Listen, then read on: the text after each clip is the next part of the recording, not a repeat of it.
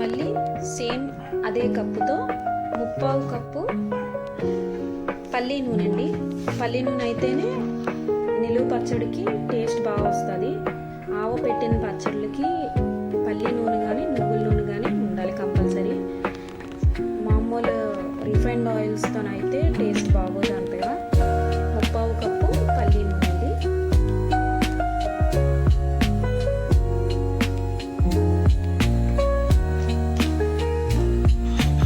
ఒకసారి కలుపుకొని సరిపోయింది అంటే అవసరం లేదండి. మళ్ళీ ఊరిన తర్వాత ముక్క బాగా ఊరిన తర్వాత ఆయిల్ బాగా ఫ్లోట్ అయిపోద్ది. సరిపోలేదు అనుకుంటే మళ్ళీ రిమైనింగ్ ఆయిల్ కూడా అందులో వేసుకోవచ్చు. ఇప్పుడు ఇంగువ అండి, కొంచెం టేస్ట్ కోసం. మళ్ళీ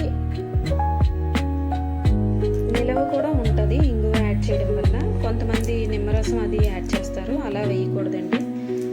చెమ్మకి బూజెక్కిపోతుంది. ఇంతకుముందు నేను ఒకసారి మా అత్తయ్య వాళ్ళ ఇంట్లో చేశాను, అది ఫెయిల్ అయింది. నాకు తెలీదు ఎలా చేయాలో, అప్పుడు ట్రై చేశాను అంతే. ఇది సెకండ్ టైము. ఇప్పుడు బాగా ముక్కలకి ఉప్పు కారం పట్టినట్టు మిక్స్ చేసుకోవాలండి. నేను ఒక్కరిదాన్నే వీడియో తీసుకుంటున్నాను, మా హస్బెండ్ ఇంట్లో లేరు, డ్యూటీలో ఉన్నారు. ఏమైనా ఇబ్బంది అనిపిస్తే ఇగ్నోర్ చేయండి. బాగా కలుపుకోవాలి. ముక్కలకి ఆయిల్, ఉప్పు, కారం, ఆవపొడి అంతా పట్టేటట్టు బాగా మిక్స్ చేయాలండి. ఇంకొక విషయం, ఈ దోసకాయ ముక్కలు కట్ చేసుకున్నప్పుడు దోస ముక్కలు టేస్ట్ చేయాలి. ప్రతి కాయలో కూడా చేదు ఉంటే మాత్రం పచ్చడి వేస్ట్ అయినండి.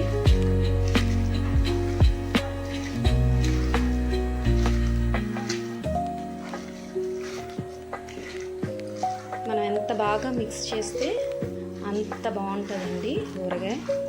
కలుపుతుంటేనే మంచి స్మెల్ వస్తుంది. ఇది బాగా ఒక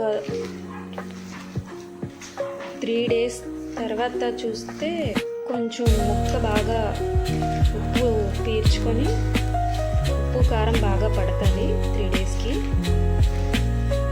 రేపు మార్నింగ్ చూపిస్తాను. మళ్ళీ ఉప్పు కారం ఆయిల్ అంతా బాగా పట్టుకొని ఆయిల్ కొంచెం ఫ్లోట్ అవుతుంది పైకి.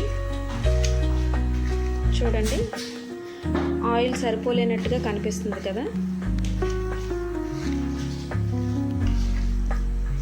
అంత ఎక్కువ ఆయిల్ కనిపించడం లేదు, కాకపోతే బాగా పట్టింది. ఈ రిమైనింగ్ ఆయిల్ కూడా ఇందులో యాడ్ చేసుకుందాం.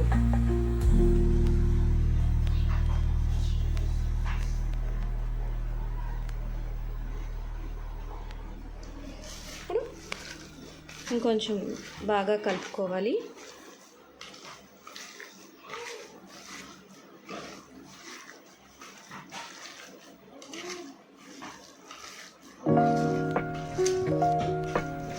మా ఇంట్లో ఆవకాయ అంటే అందరికీ చాలా ఇష్టం. మా అత్తయ్య మావయ్యకి ఈ దోస ఆవకాయ అంటే చాలా ఇష్టం. అందుకనే ఒకసారి ట్రై చేశాను, కానీ ఫెయిల్ అయింది.